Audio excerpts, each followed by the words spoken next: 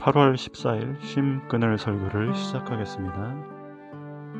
하나님의 말씀 시편 113편 5절에서 8절. 누가 우리의 하나님이신 주님과 같으랴. 높은 곳에 앉으셨으나 하늘과 땅을 두루 내려다 보시는 분, 가난한 사람을 티끌에서 일으키시는 분이시다. 신약 빌립보서 2장 6절에서 7절. 예수 그리스도 그분께서는 하나님의 모습을 지니셨으나 하나님과 동등함을 당연하게 생각하지 않으시고 오히려 자기를 비워서 종의 모습을 취하시고 사람과 같이 되셨습니다. 아멘.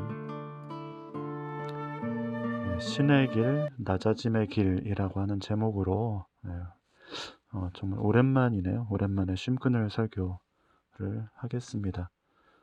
그간 좀 일이 있기도 했었고 또 그래서 한동안 설교를 못 올렸는데 원고는 또 꾸준히 썼거든요. 근데도 좀처럼 이게 잘 되지 않더라고요.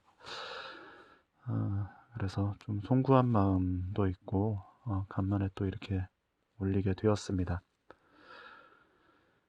인간은 더 높은 존재가 되려는 상승의지, 상승 욕구를 지닌 존재입니다.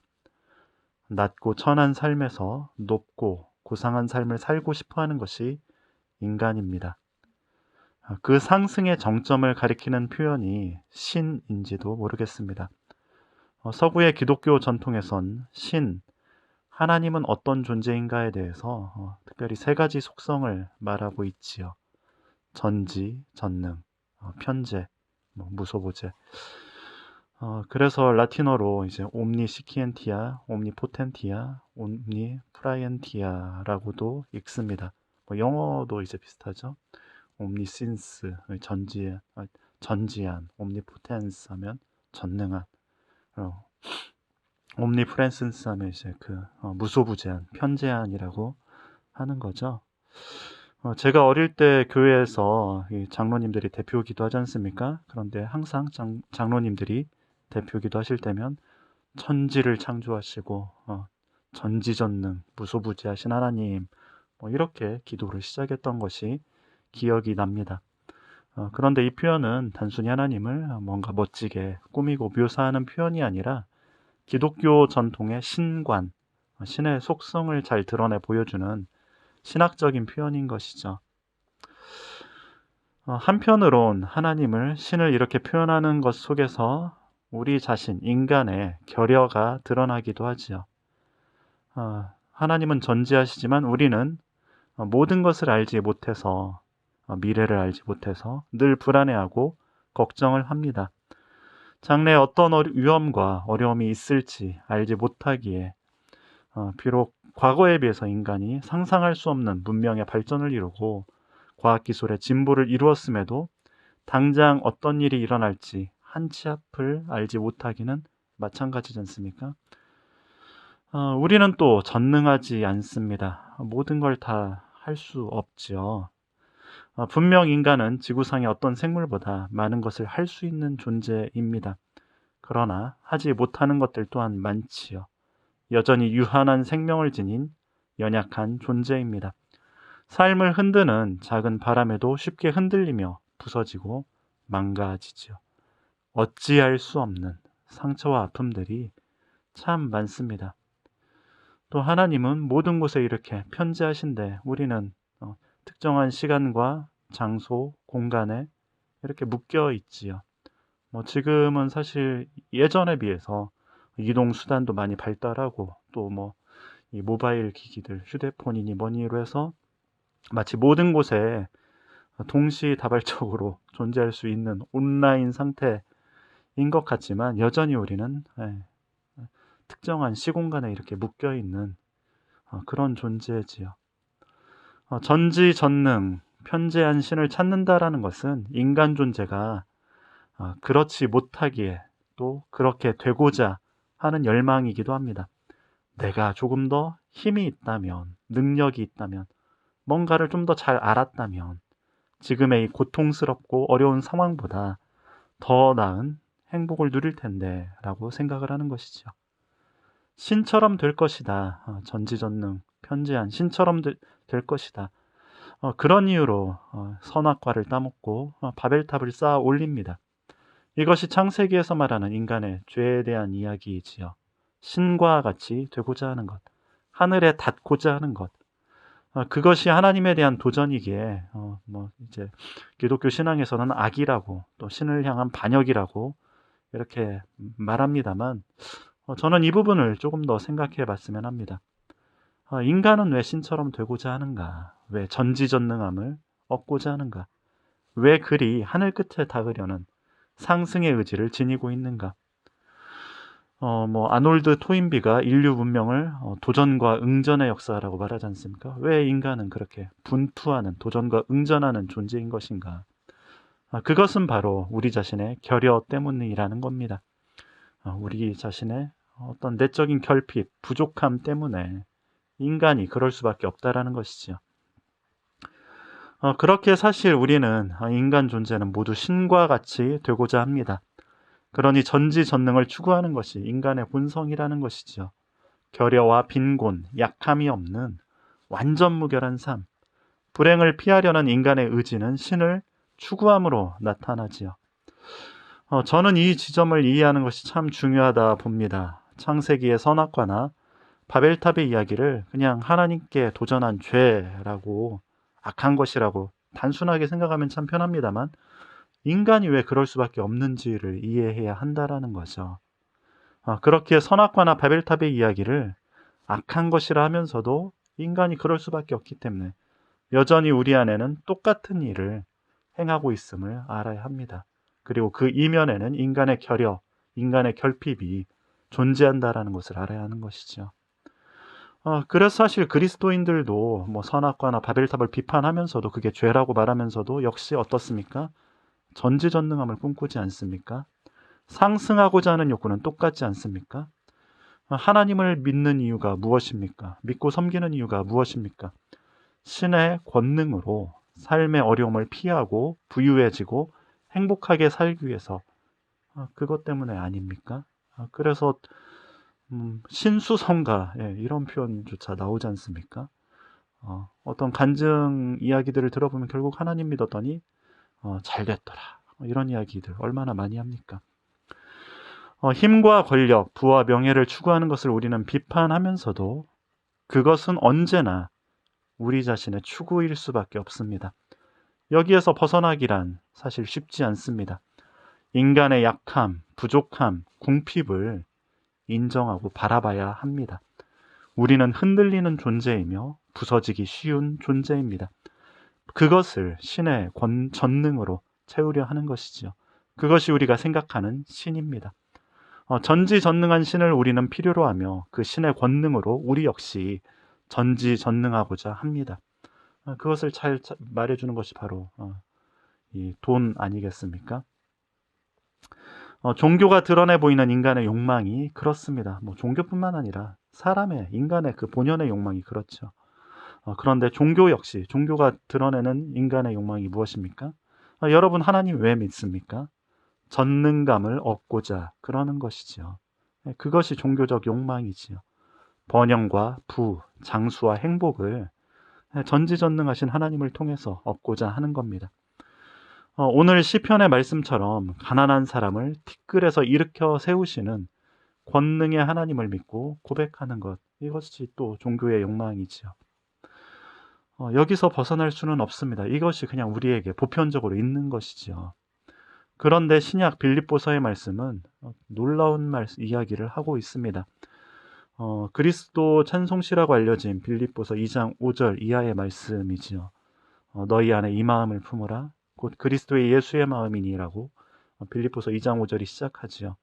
그런데 우리가 품어야 할 그리스도 예수의 마음은 무엇입니까? 그분께서는 하나님의 모습을 지니셨으나 하나님과 동등함을 당연하게 생각하지 않으시고 오히려 자기를 비워서 종의 모습을 취하시고 사람과 같이 되셨습니다. 예수 그리스도는 저 높이 하늘 위에 계신 전지전능 편재하신 하나님이 아닌 우리와 같은 연약한 결핍의 존재, 사람이 되셨습니다. 하늘을 향한 상승이 아니라 하늘에 닿고자 하는, 오르고자 하는 상승이 아니라 이 땅으로의 하강을, 연약하고 불충분하고 완전하지 않은 부족한 인간의 삶 안으로 그분은 내려오셨습니다. 결여와 궁핍과 깨지기 쉬운 인간다움의 존재가 되셨지요. 그리고 바울은 초기의 기독교에는 그러한 예수 그리스도의 하향의 삶을 따르는 그리스도의 마음을 품으라라고 찬송하고 있는 겁니다. 인간의 종교적 욕망, 전지전능한 신에 이루고자 하는 것에 반하는 것이야말로 반대로 하는 것이야말로 진정 참된 그리스도를 따름이라고 바울은 말하고 있는 것이죠. 또 초대교회가 말하고 있는 것이죠. 빌립보서는 여러분들이 읽어보시면 바울의 이 사적인 어떤 개인적인 욕망이 강하게 드러나는 서신임을 알게 됩니다. 그래서 그 바울의 어떤 간절한 소망, 나의 어떤 개인적인 간절한 소망은 이런 표현들이 나오죠. 바울은 빌립보서에서 그리스도를 아는 것, 그리스도를 향해 나아가는 것에 대해 다른 어떤 서신보다 강렬하게 이 빌립보서에서 그리고 있습니다. 그래서 내 안에 사는 것이 그리스도니 죽는 것도 유익하다 말하지요. 그리스도를 알기 위해서 이전의 것들은 다 잊어버리고 표대를 향해 달려가는 그 달리기 선수처럼 그리스도를 향해서 이 전력 질주한다라고 바울이 이렇게 간절하게 말하고 있죠. 그런데 그 그리스도는 어떤 분이십니까? 저 하늘에서 전지전능한 존재로 찾아지는 것이 아니라 이 땅에서 가난하고 궁핍한 인간의 삶 속에서 찾아지는 그리스도, 자기를 비워 종의 형체를 가져 우리와 같은 사람으로 나타난 분에서 이 그리스도를 찾는 겁니다. 그 그리스도를 알고자 이 간절한 소망으로 지금 바울이 표현하고 있는 것이죠. 우리는 그 인간이 되신 우리와 같은 결여의 모습으로 찾아오신 그분이, 예수 그리스도 그분이 우리의 하나님이요 우리의 주님이라 고백합니다. 우리는 하나님을 바로 인간이 되신 그리스도 안에서 찾고 발견합니다. 상승이 아니라 하강에서, 바로 우리 옆에서 우리와 같이 웃고 우는 인간의 얼굴에서 그리스도를 발견하고 그곳에서 신의 얼굴을 발견합니다. 가난한 우리를 티끌에서 일으키시는 하나님은 시편의 표현처럼 우리와 같은 얼굴을 한 우리 곁에 계시는, 우리와 한없이 가까우신 분이십니다. 그렇게 우리는 이 연약하고 보잘것없는 우리 자신이라는 이 인간 존재와 화해하며 우리 자신을 수용할 수 있는 것이지요. 결핍이 있기에 우리는 하나님을 부르며 그분의 능력으로 도움을 얻고자 기도할 수밖에 없는 것이 인간이죠. 하나님의 전능감을 정말 좀 맛봤으면 얼마나 간절합니까? 그러나 더불어 우리의 이 연약한 존재 속으로 들어오셔서 우리와 함께 하시는 예수 그리스도를 통해서 우리는 진정 신을 발견하며 또 진정 우리 자신을 발견하게 됩니다. 인간의 연약함이란 도망치고 벗어버려야 할 수치스러운 것이 아닌 신을 발견하는 자리라는 것을 우리는 예수 그리스도를 통해서 알게 됩니다.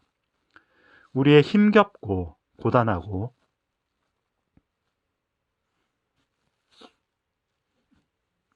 아픈 인생의 짐들 속에서도, 우리의 힘겹고 아픈 인생의 짐들 속에서도 우리는 우리와 함께 하시는 하나님을 발견합니다.